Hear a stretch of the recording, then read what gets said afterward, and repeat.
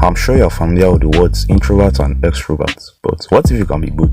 Let's look at our friend Jim. Jim saw himself as an introvert because he didn't like socializing, events caused him anxiety, and he liked spending time at home. Jim was tired of staying home all day, so he decided to do something different during the weekend. He set out and went to the park. There were so many people. They were having fun and enjoying themselves. Jim didn't know anyone. He sat on a bench nearby, and surprisingly, he didn't feel any form of anxiety. The wind was gentle. It was a beautiful view.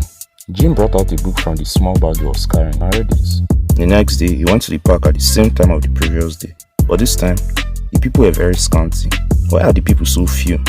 He said to himself. He brought out his phone and used it for a while. The park was then boring, so he left. He started walking downtown, and as he was walking, he heard the sound of a guitar.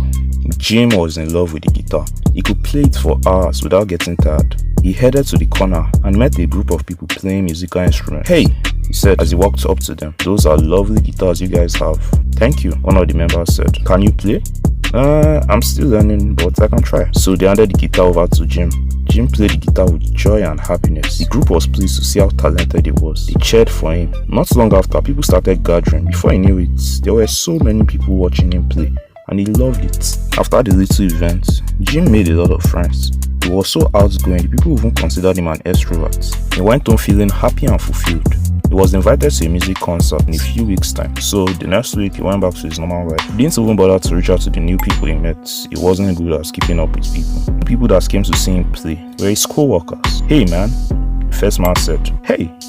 They started talking. Jim was quickly getting tired of small talk. Small talk was one of his worst enemies. Fortunately for him, the other guy's phone rang, so he left Jim alone. Finally, when it was closing time, the other man came. "Hey, you were the guitar guy from a few days ago." "Yes." He was getting pissed that he was about to enter another small talk. But this time, the conversation was deep and meaningful. They became good friends immediately. A few days later, it was the concert day. Jim had looked forward to this day for a very long time. All of a sudden, he didn't feel like going. The thought of even choosing clothes to wear was giving him an headache. He called his friend he made at work a few days ago. I told him to come along to the concert, and they agreed. So, they both went to the concert. At the beginning, all was well. They were both doing good. After a while, Jim started feeling depleted and drained. His friend was an understanding friend. Putted him out, and they both went home. I know you might be like, does this story even make sense? But let me explain my point. If you're like Jim, you've wondered if you're an introvert, but sometimes you like meeting people and going to social events. You might not possess all the introvert traits. It's very possible you could be an extroverted introvert. The thing is, you can never be fully introverted or extroverted. No matter how introverted you are, there are sometimes you want to be around people. And no matter how extroverted you are, sometimes you want to be alone, even if it's waking up early in the morning when everyone else is asleep. Just do whatever makes you feel comfortable. If it's spending time with others or being alone.